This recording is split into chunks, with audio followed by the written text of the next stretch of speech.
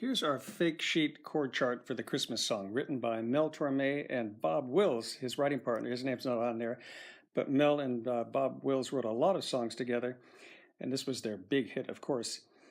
Now, Mel was a jazz singer and jazz composer himself, so this song gets its roots in jazz. Jazz players love this song because it's got so many jazz patterns, mostly major and one minor.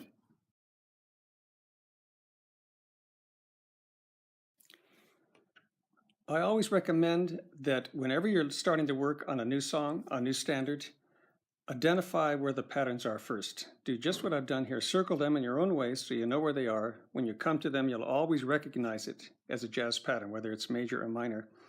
And you'll get used to playing that pattern in that key. We're in the key of E flat, which is a terrific piano key, and we'll see a lot of standards written in the key of E flat. E flat is just a great key to get comfortable with. So just circle them all like this so you know where they are every time you play. You don't have to guess. Put a nice circle around them. Sometimes it takes a while to understand where the patterns are. It depends how clear the music is.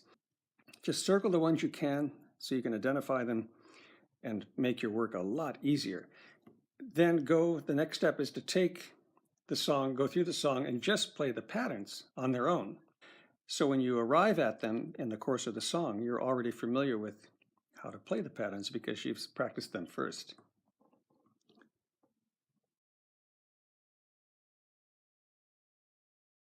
So you'll see just as we go through here how many major patterns there are. I'll just go through it here. The last chord of a 3-chord patterns, A flat major 7 here.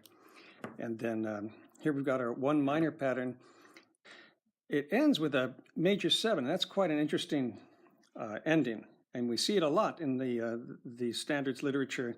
Instead of resolving to the minor chord like it should, it goes to a major and gives us a surprise ending at the end of that 2-5 pattern.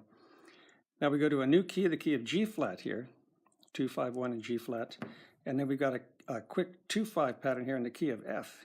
G minor is the 2 chord in F, and 5 is the C chord here. So that's the key of F. Then we end up back in the key of E flat. The bridge, we are in the key of A flat with a 2-5-1. Again, key of A flat, 2-5-1.